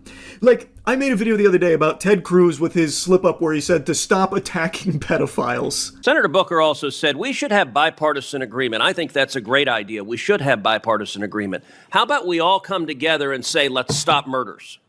How about we all come together and say, let's stop rape? How about we all come together and say, let's stop attacking pedophiles? I want you to look at what happened when the National Guard went to D.C. Quite the Freudian slip. And as I said, there's no way he meant to say that. But he never corrects it or anything. No one points it out. And what he's talking about didn't pertain to pedophiles at all. His crime statistics were robbery, homicide, and rape. 2 out of 3 of those he covered previously. The last one, robbery, that doesn't relate to stopping attacking pedophiles. Like, those two don't connect. You can't put the square piece into the circle hole on that one. And I saw people saying that it was intellectually dishonest to paint it as anything other than just like an embarrassing flub. Which is fair enough, I suppose, because I'm not trying to make the claim that this is him fully admitting to things and he's going full mask off. Ted Cruz did, notably, reject the release of the Epstein files. Like, from all available information, it seems he has been against the release of the Epstein files, judging from his votes in regards to it. So I did pose that, here's a little food for thought. There may be a little something there, possibly, but overall, the video, I was just taking the piss out of it. That's really it. But that was somehow incendiary and made people mad about, like, oh, to portray him clearly having a flub there with his words is absurd. And I just don't understand how we've reached this point where you can't even, like, point out the absurdity of something so fucking preposterous like a politician saying, stop attacking pedophiles. It's crazy to me. But I saw people putting words in his mouth saying what he meant to say, stop defending pedophiles. But again, that doesn't fit with what he's actually talking about here in the full context of what's going on. So why is he even bringing up pedophiles in the first place? It's super fucking weird. That's all I was saying, and making fun of him for it. The same way I've made fun of other flubs and weird stuff from politicians, like Biden, when he'd talk about, like, kids rubbing his leg hairs and shit like that. But things have just changed so fucking drastically. It's a totally different ballgame. But I'm gonna harp on Ted Cruz for a moment, because I just don't understand the glaze. I don't know how he has fucking hog riders. I do not get the pedophiles that will defend him tooth and nail, when he himself has said that the reason he got into Congress 13 years ago is to defend the interests of Israel. I came into Congress 13 years ago with the stated intention of being the leading defender of Israel in the United States Senate. Great. And I've worked every day to do that. So you are an American politician whose sole purpose for being here is to defend the interests of a foreign nation here, domestically. I just don't know how that's not treasonous. I'm just going to say it. I don't get how that is not just like full-blown treason. I saw quite a few takes when it came out about Israel paying influencers for like positive PR and stuff, and people were tossing the word treason around in regards to that. This is that times 50. I don't know how this one gets a pass. I don't get how that gets a pass. He is supposed to represent the state of Texas. You would think as an American politician, you would be prioritizing the interests of the nation that you're representing. But instead, he is openly saying that he got into this for the sole reason of supporting a foreign nation here. Now, again, I'm not the most politically savvy guy on the planet. I'm a fucking Neanderthal. I get that. I am a Cro-Magnon man when it comes to this. But I just don't understand. I cannot wrap my head around how people will support that. I don't get it. It doesn't make sense to me. He's also never there anytime Texas needs him, like in the event of like tragedies and shit, like with the flood, the freeze from quite a few years back. He always seems to be on vacation. Like, it's just, it's... I'll stop harping on Ted Cruz in particular. I'm just fucking blabbering here. It's 4 a.m. Obviously, it's another insomnia-fueled evening, so I can't help but just blabber. But my God, it's just crazy, the times we're living in. Anyway, that's really about it. So, yeah. Have you heard the stories of the P.Diddy Defense Force? I imagine not. These bugs crawl around the deepest, darkest corners of Twitter, constantly trying to fight for the honor of Puff Daddy. These rotten scoundrels aren't paid for their services by P. Diddy to fight his PR battle for him or anything. The only thing they get paid in is a couple of updudes from other inmates of Arkham Asylum that joined them on this crusade. The Puff Daddy Patriots have been in full force red alert because a lot of new evidence has come out about just how evil P. Diddy is and has been for years in the music industry. There's overwhelming evidence that has existed for a long time, as well as brand new discoveries that have really painted a picture of just how fucked up P. Diddy is and has always been. And the Puff Patriots have been trying to deny all of it for him. A lot of them just kind of default to like, oh no, women are lying manipulators, so these bunch of whores are trying to get an innocent man in trouble. And they're not a large number of people that do this, mind you, but having anyone that defends P. Diddy is incomprehensible to me. And now this group of goobers is swallowing a tough pill here because a video came out that not even they can defend. It's surveillance camera footage from 2016 in a hotel where P. Diddy chases down and then beats his ex, Cassie. Obviously, I can't show this video, but it is brutal. It is a disgusting thing to witness. And there is no trick photography here. That's not a deep-faked AI or anything like that. It is footage of P. Diddy mercilessly beating his then-girlfriend, which corroborates the abuse allegations that have been made against Diddy for a long time now. P. Diddy also came forward and issued an apology video today. He actually sat down and did a fucking YouTuber apology for this. Let's go ahead and take a peek. It's so difficult to reflect on the darkest times in your life, but sometimes you gotta do that. I was fucked up. I mean, I hit rock bottom, but I make no excuses. My behavior on that video is inexcusable. He hits rock bottom, he hits women, he hits crack pipes. There's nothing this guy won't hit. The way he immediately starts this apology video is so fucking phony baloney. It's so difficult to reflect on the dark times, but I've got the strength to do that because I'm built different, so I'm going to reflect on the most painful moments of my life. When it comes to strength, I'm like a Super Saiyan being able to sit down and talk about this. Like, and then he goes on about how, like, it's inexcusable, he's not gonna make any excuses. Brother, your whole fucking career is built around making excuses for your abusive behavior and all the really fucked up shit you've done. And you are still constantly doing that. Even if it's not you directly making the excuses, you hire your fucking team of lawyers to do it for you to keep yourself out of jail. This is a guy that should have been locked up for life a long time ago. I take full responsibility for my actions in that video. I'm disgusted. I was disgusted then when I did it, I'm disgusted now. Turn yourself in then. You take full responsibility for it, you're that disgusted, walk to the nearest police station and turn yourself over. Although I'm not even sure if the police department would do anything about it. They issued this statement once the video started to go viral. They said, "We are aware of the video that has been circulating online allegedly depicting Sean Combs assaulting a young woman in Los Angeles. I've said this before and millions of people have said it millions of times before me. But the word allegedly does so much heavy lifting in this day and age, it's fucking crazy. Like, I know why they use it in the legal sense, but, like, we all just watched P. Diddy beat Cassie. And he himself came forward to confirm that it was him beating Cassie. And they still use the word allegedly. That is, like, actual Looney Tunes level cartoonish dog shit there. You can just drop that word. The video has been circulating online depicting Sean Combs assaulting a young woman. Like, there's no gray area here. He has confirmed it. Everyone can see it in the video, but whatever. We find the images extremely disturbing and difficult to watch, and the office added that it would not be able to take action against Combs. If the conduct depicted occurred in 2016, unfortunately, we would be unable to charge as the conduct would have occurred beyond the timeline where a crime of assault can be prosecuted.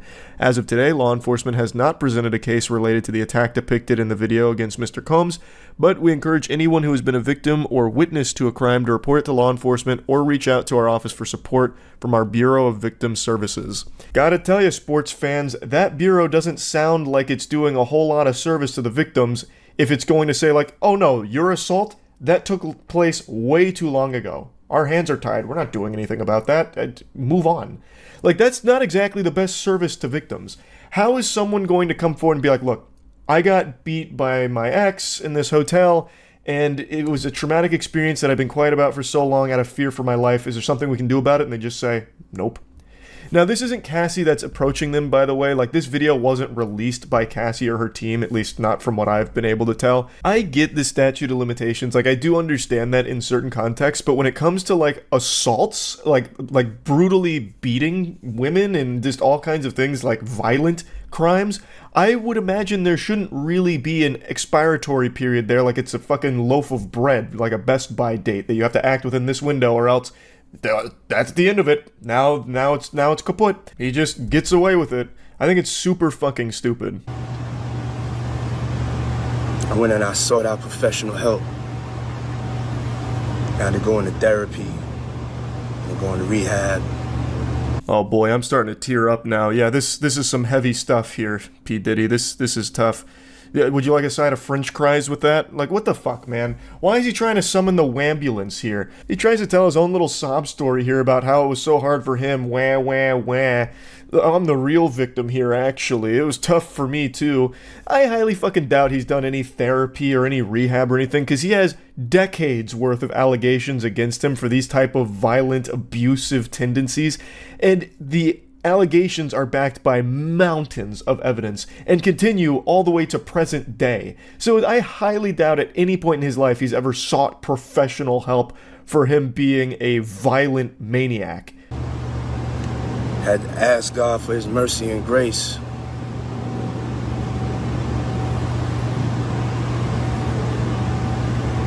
I'm so sorry.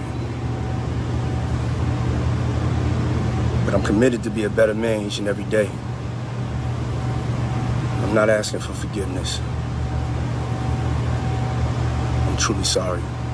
It's so weird if he's that remorseful about the situation, why he didn't apologize back in 2016, why he tried to bury it to the best of his ability and deny all of the allegations and try and paint all of his accusers in the worst possible light to make it seem like they were untrustworthy and lying about the whole thing.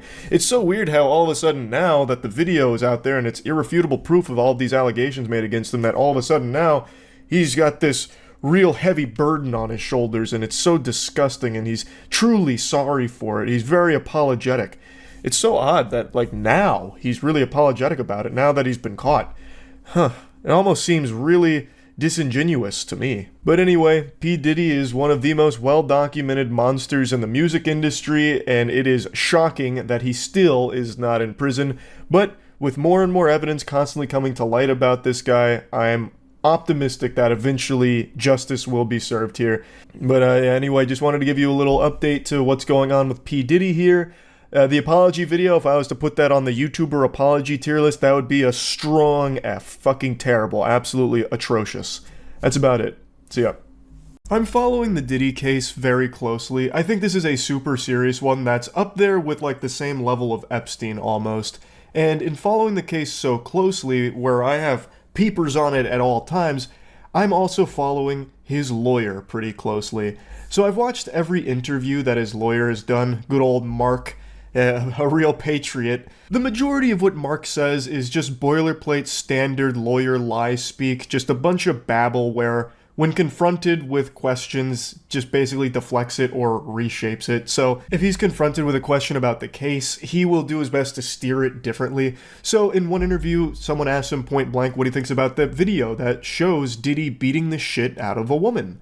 And he says, yeah, that's bad. He basically just says, like, it's not good, you know, beating women, boo, I'm not a fan of that. But we have to remember, he's not being indicted for beating women. Wow, Mark, checkmate. Right you are, we do need to keep that in mind. Surely this video evidence of P. Diddy beating the shit out of Cassie has nothing to do with anything else. You've nailed it there, Phoenix Wright. You're a real shining star, Mark. And that's kind of what he does. He'll take things, be like, oh yeah, no, beating women, not good. But that is not what he's indicted for. In fact, they're coming after him for sex trafficking. Can you believe it? What nonsense. It's ridiculous, and we're gonna prove it in court. We'll give him the razzle-dazzle, a little bit of that slam jam, thank you ma'am, and prove that P. Diddy is an innocent man.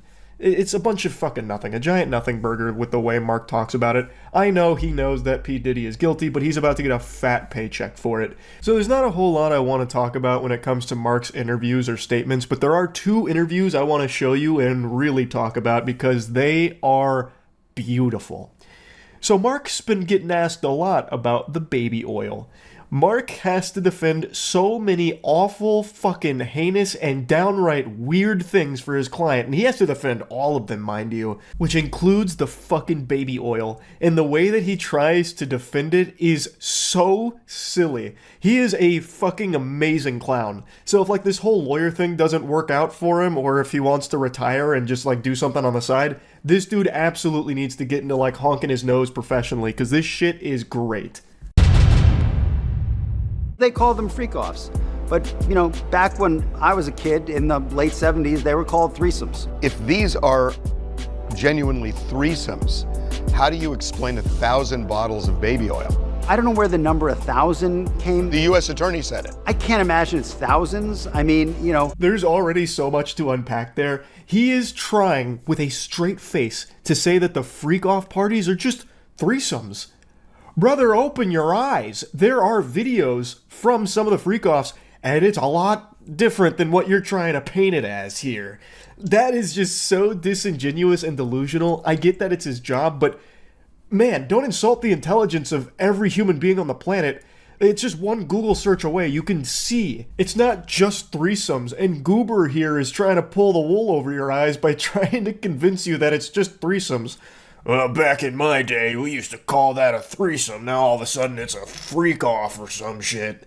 Like, what are you talking about? That's so dumb. But anyway, to the baby oil. He immediately tries to downplay it like, oh, it wasn't 1,000. Where'd that made-up number come from? That's a fucking fake news fib right there. And the interviewer's like, no, that came from the attorney. Like, no, that's the official statement. And he's like, no, they must be lying. Surely they're lying about that. And I'm not really sure what the baby oil has to do with anything. They're essentially saying it's a lubricant for an orgy. I guess. I don't know what you need 1,000. One bottle of baby oil goes a long way. I don't know what you need 1,000 for. I mean, he has a big house. He buys in bulk. You know, I think they have Costco's in every place where he has a home. You can see the cogs in his brain turning in real time as he starts to come to the realization that there is no way to try and justify or explain away 1,000 bottles of baby oil. That quantity is absurd, unfathomable even. And he starts to like break it down, and he starts to go and argue against his client, like, 1,000 bottles of baby oil? That just doesn't make any sense. Who would possibly need that amount of baby oil? Do you know how much mileage you can get out of a single bottle? The best he could come up with is saying that since his houses are close to Costco, he's probably just buying it in bulk. I decided to look it up, just out of curiosity, what the biggest bundle of baby oil you could even buy in bulk is, and the biggest pack that I could find was 5. A 5-pack of baby oil. He would need 200 packs of that. Just picture that for a moment. Imagine stacking 200 packs of baby oil, 5 packs. If you stack them on top of each other, from bottom to top, it'll probably be about as high as a small office building. That is crazy. And you're going to sit there in front of God and anime and try and make the claim that the freak-offs are just threesomes and the 1,000 bottles of baby oil is unrelated somehow or used for threesomes. Mark, please, brother, oh my God. I mean, have you sat in a parking lot of a Costco and see what people walk out of there with? Not 1,000 bottles of baby oil. I don't think it was 1,000. I think it was. Let's just say it's a lot. Okay? No, that's not okay, Mark. Why don't we use the actual U.S. Attorney's report on how much baby oil they confiscated from his property? You can't just wipe your ass and throw that number away because it makes your client look like an even bigger psychopath. You can't do that, Mark. I've been with him since 8 o'clock this morning, and it's about almost 3 o'clock now.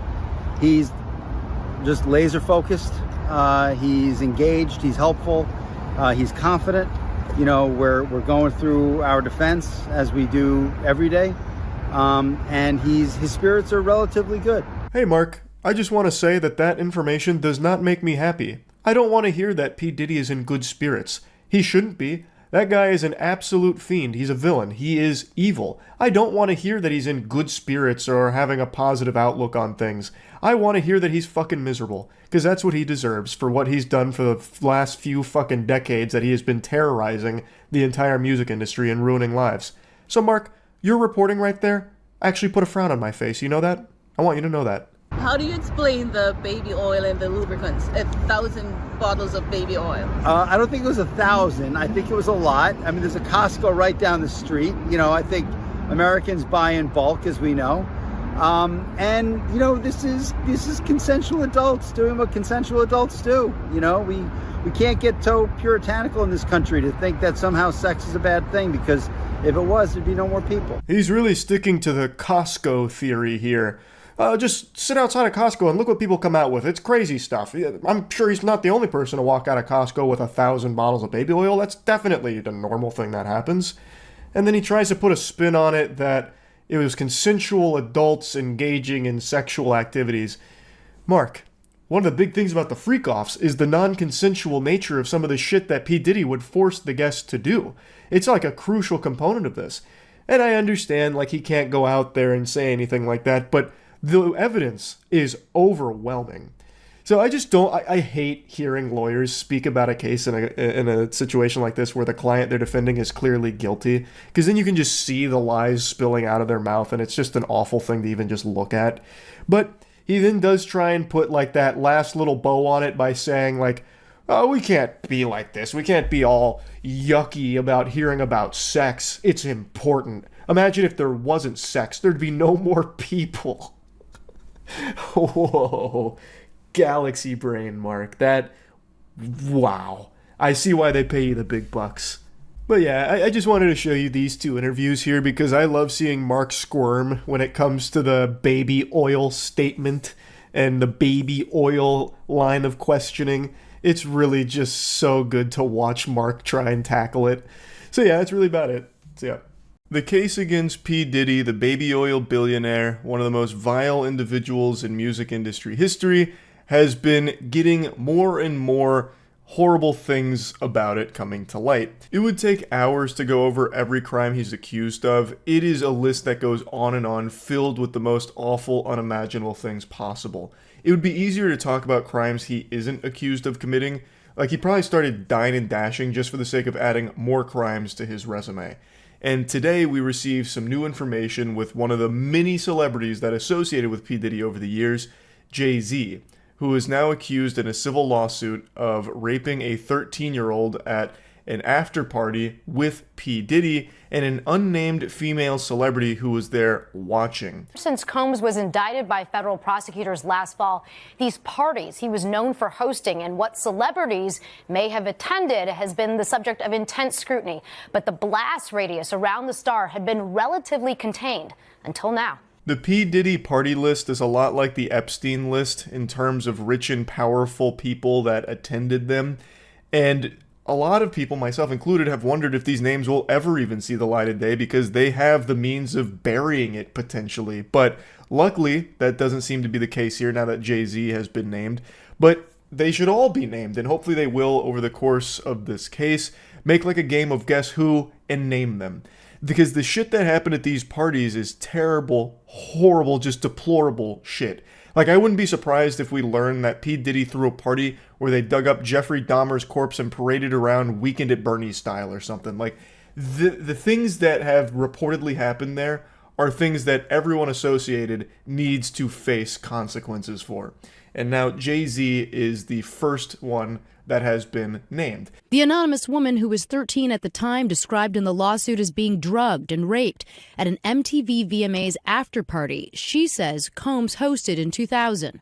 According to the suit, she recalls accepting a drink from a waitress that made her feel woozy and lightheaded before she says she was raped by Jay-Z and then Combs in a bedroom as an unnamed female celebrity watched. There's a lot of people that have been running defense, kind of just playing like the pseudo PR department for celebrities that have attended P. Diddy's parties but are innocent of any wrongdoing, saying things like, yeah, they may have attended a party, you know, hootenanny or two of P. Diddy's, but they didn't know anything was bad there. They didn't know there were any kids there or any victims of sex trafficking. They just went to a party. They had no clue.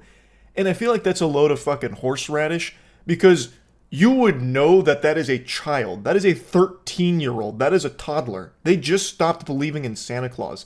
There's no way you wouldn't know that there were kids there if there's 13-year-olds running around.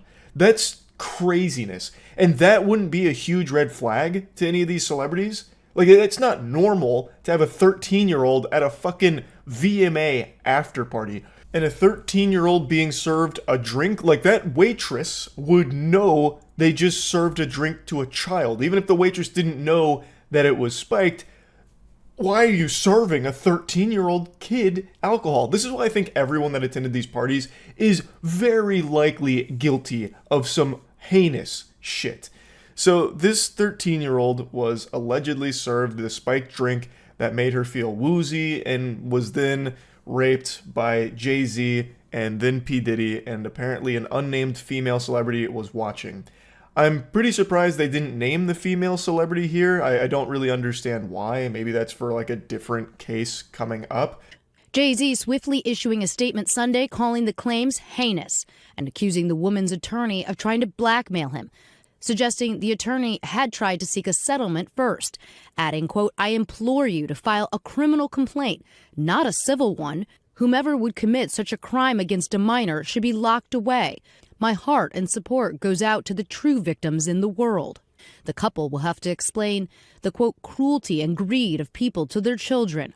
Combs, too, has denied any allegations of sexual assault. Jay-Z is strongly denying these claims, and one thing that's important to note here is that the lawyer, Tony Busby, he's not squeaky clean. This is no saint here. He's got some dirty laundry of his own. He actually did get sued not too long ago for an alleged assault on a former client, and then got sued again for extortion, where a celebrity and their team have accused Tony Busby of throwing out wildly false, horrific allegations, fabricated allegations of sexual assault, and has a pattern of leveling baseless and fabricated malicious allegations at high-profile individuals and threatening to name them publicly if they fail to pay exorbitant sums of money. So fundamentally what they're claiming is that Tony Busby indulges in rumor to leverage bad headlines and bad press for celebrities, so that way they will just settle out of court with him. Now, it's very possible that that extortion lawsuit is from a celebrity who has attended these Diddy parties and is panicking, trying to cover their own ass by trying to assassinate Tony Busby's character. That's possible, too. There's no way of knowing for sure right now. I just thought it was worth mentioning that Tony Busby does have a little poop on his butt. But that doesn't mean, and there's no evidence to suggest, that he or the victims he represents are lying about their allegations. This case has just begun. It's the first one that has named another celebrity outside of P. Diddy, so we'll see as the facts continue to come out. Right now, there's no evidence to suggest that this is all made up, and there's also no evidence to confirm any of the allegations, because it's still just too early into this case. So I'll keep my finger on the pulse of it. I'm sure this will be a very big case that'll be talked about a lot. And I do want to just say, even if it turns out that this case isn't real against Jay-Z, I still don't believe Jay-Z is innocent of, like, wrongdoing. He was so close with P. Diddy for so many years, there is no fucking way. There is no chance on God's green earth that Jay-Z didn't know about the horrible shit that P. Diddy was doing. Because these parties, like, it was all right in their faces. It wasn't a secret, per se. Like, the celebrities that attended knew that there was some foul, fishy shit going on there. If you had kids running around at parties. And even if this 13-year-old that Tony Busby's representing turns out, like, never even went to a P. Diddy party or something, there still are tons and tons of other cases with overwhelming amounts of evidence to suggest that there were kids at these P. Diddy parties. And celebrities, I think, would know what a kid looks like versus an adult. So I just don't think someone as close to P. Diddy as Jay-Z was would possibly be squeaky clean here. Like, they would know about a lot of these crimes. Even if he didn't directly participate in them, I think him knowing about it and refusing to do anything is still extremely fucking horrible too. But again, this case has just come out, so we'll learn about whether or not these claims are true as it develops.